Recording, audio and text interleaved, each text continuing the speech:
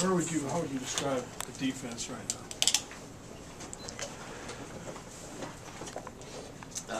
We need some work. We'll keep working on it. I mean, you talked about this too after the Wisconsin game. Is it just because this was an area you improved the most last season? It seemed on the defensive end. Is that a bit puzzling to you?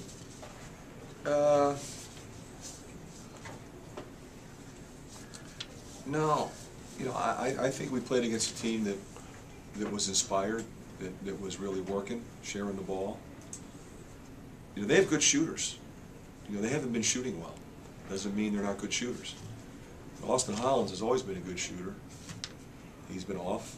Smith has been off. I mean, they've got a lot of guys who have been off, and tonight they were making it. You said that you need to work on defense. What specifically do you want to see the most improvement made in between now and Thursday? You know, I think we just have to, you know, stay in our stance and stay engaged and stay after them, whether it's ball screens or driving kicks or transition defense. You know, it came easy for us early. We were up 9, and we didn't lock in defensively then, like I think we should have. And then, you know, all of a sudden you look, we're down 10. Now they were on fire. You know, I get that, and the crowd got into it and stuff. But you know, you got to adjust. You know, when Bugs is hitting or Hollins is hitting. I mean, they were on fire in the first half. I mean, I don't know how many times I've coached against a team that made 9.5. But this team has the potential to do that. I mean, you know, they're a good three-point shooting team. Just the numbers haven't bear that out, you know, in recent weeks. How much of that was not getting back in transition versus they made 8 straight three-pointers to just kind of tip your cap and say? I think there's a lot of that. I think you have to, like I said, you know, a lot of times we sit here and we lose and we didn't do this, we didn't do that, we should have done this, we could have done that.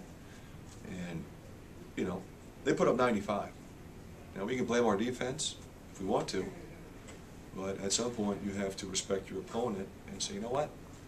Richard had a good game plan, the kids executed it, they moved it, you know, they got open and they made the shots.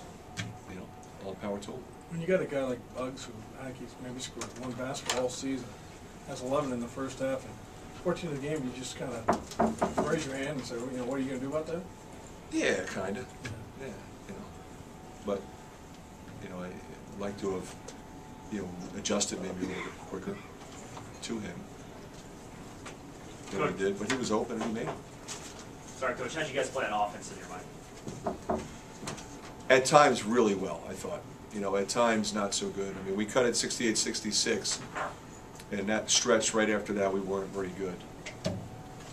You know, so you go back and you say, you know, should I have called more sets? Should I have called less sets? Could I, you know, did I have the right lineup on the floor? I mean, you start going over in your mind, you know, and it's hard because you know, a couple times we drove it and we wanted to drive it, and nothing good happened, you know, on the penetration. But you know, we encourage our guys to drive the ball. So what are you gonna do? You know, yell at Marble for driving and turning the ball over? You know, we told him to drive it. So you know, we just have to live with that.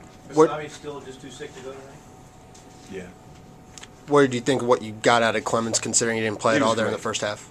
He was terrific. Man, he was great. You know, and obviously I didn't play him in the first half. I wasn't sure. I gave him a shot, and you know, I'm really proud of him. He showed me he really wants to play more. Aaron White almost brought you completely back in the second half, got a couple steals, several points in the second half. I mean, I thought he was great all night long, Scott. You know, I mean, we talked to him about impacting the game right off the bat, both ends of the floor, on the glass, in transition. I thought his effort level, his energy level was great. I mean, I tried to rest him when I could, played 33 minutes. I mean, late, you know, we're pressing, he's the point of the press. He's always seemed like he was all over the place. They were really proud of him. They were making, seemingly every shot they put up, you were playing man, zone.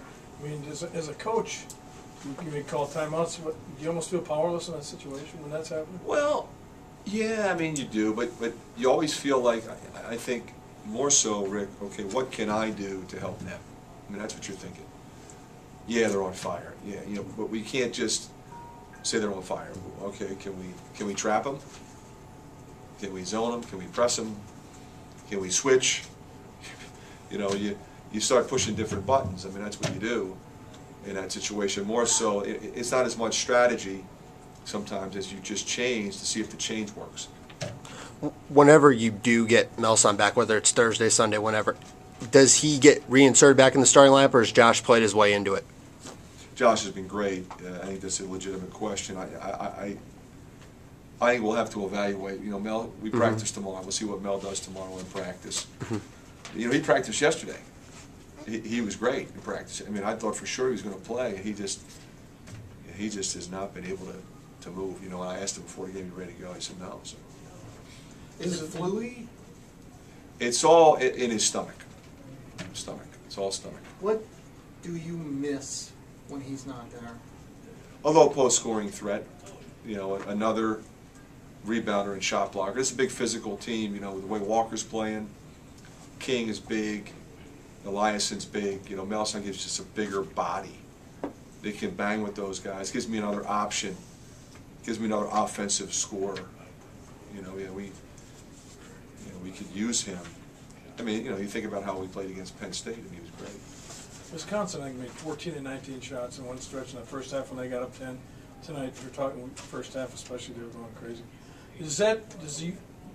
Do you look at that? I mean, I assume you take that as just the way the game was played and not rip your team for the way they're playing defense?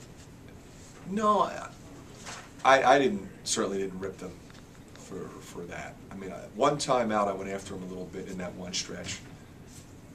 And truthfully, that was not because of anything that, you know, necessarily I was pointing out. It was like, okay, they're on fire. We got to rev it up even more. You know, it's like just to try to fire them up more so than technically you're not doing this, you're not doing that. You know, it wasn't that at all. Fran, every team in this league has had dips in the conference season, and if 2 in a row is a dip, this is your first such thing. How do you kind of curtail it?